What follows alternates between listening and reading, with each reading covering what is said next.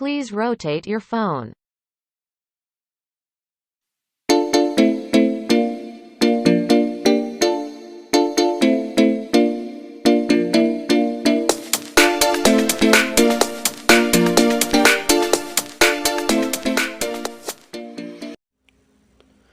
Edukasi pemasaran bibit dan hasil pohon anggur dengan sosial media. Deskripsi program. Budidaya pohon anggur di Desa Gemir Kidul, pemasaran bibit dan hasil buah. Permasalahan, rendahnya minat pemasaran hasil melalui sosial media. Tujuan program, memberikan edukasi terkait budidaya tanaman anggur dan bagaimana memasarkan hasilnya. Sasaran program, masyarakat pembudidaya pohon anggur.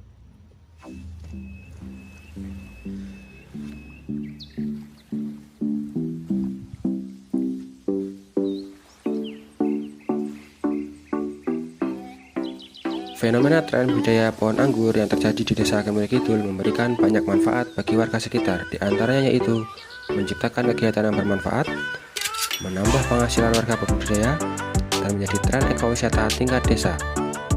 Namun, di samping itu, pembudidaya mengalami beberapa kendala, yaitu kurangnya pengetahuan terhadap merawat pohon anggur, dan penjualan masih tradisional, yaitu melalui mulut ke mulut atau antar tetangga.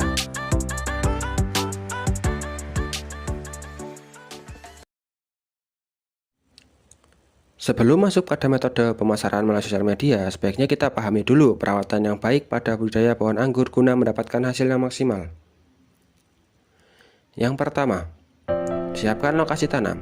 Siapkan lokasi tanam misal dengan polybag yang diisi tanah dan campuran kompos untuk menanam batang atau bibit pohon anggur sebelum dipindahkan di lahan yang lebih luas. Selanjutnya, jika batang atau bibit sudah tumbuh dengan baik dan akar sudah kuat, maka hendaknya dipindahkan ke ladang yang sudah dipersiapkan guna perkembangan pohon lebih lanjut. Lalu, pemupukan dan perawatan bibit dapat dilakukan dengan menambah kombinasi pupuk urea atau ZA dengan kombinasi sebagai berikut.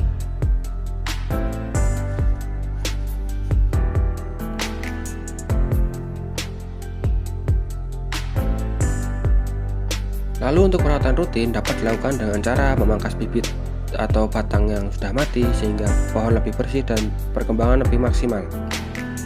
Sedangkan untuk batang atau bibit yang sudah berumur dari 1 tahun dapat dilakukan pemangkasan batang guna dijadikan bibit baru. Selanjutnya yaitu perawatan pada pohon anggur agar terhindar dari hama atau penyakit. Yang pertama, buang dan bakar bagian yang terkena hama. Yang kedua, pasang lampu dan perangkap hama untuk memusnahkan hamanya.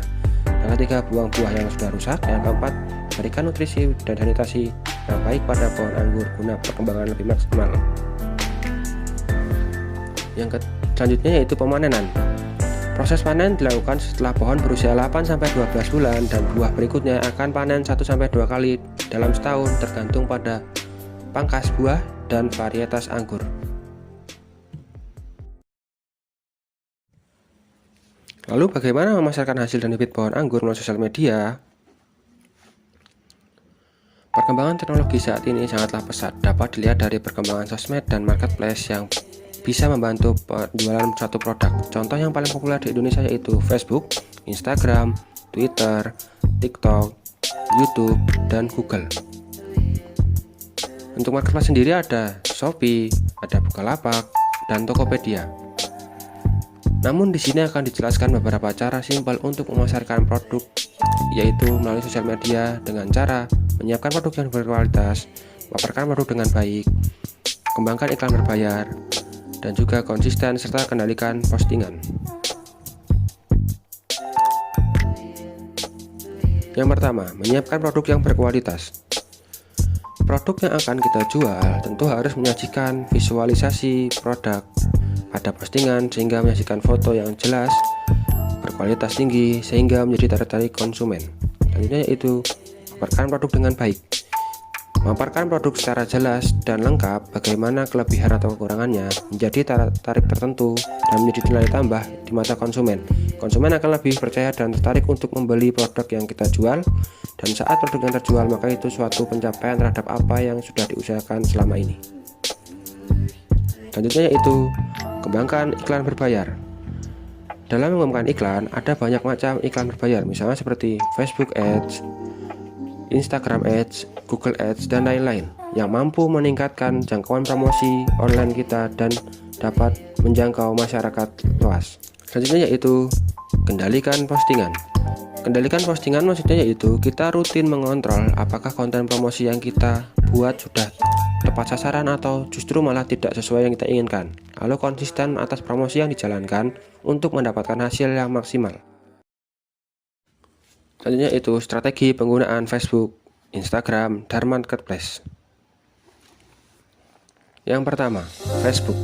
Dalam menggunakan Facebook, hendaknya kita menyajikan foto profil yang menarik, foto produk yang jelas, tata letak foto yang tepat, perhatikan waktu posting, dan pantau hasil jangkauan konten kita.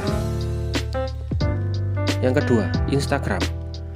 Mengapa menggunakan Instagram bisnis? Karena dalam Instagram kita memiliki tampilan lebih fresh, pencantuman foto lebih tertata, feed sebagai katalog produk, dan mampu membangun kedekatan dengan konsumen atau followers kita. Selanjutnya yaitu Marketplace. Dalam mempromosikan melalui Marketplace, kita harus menyiapkan foto dan deskripsi jelas mungkin, rutin melakukan promosi, cantumkan sosmed yang dimiliki, optimalkan kata kunci, dan responsif terhadap pelanggan sehingga pelanggan merasa diperhatikan.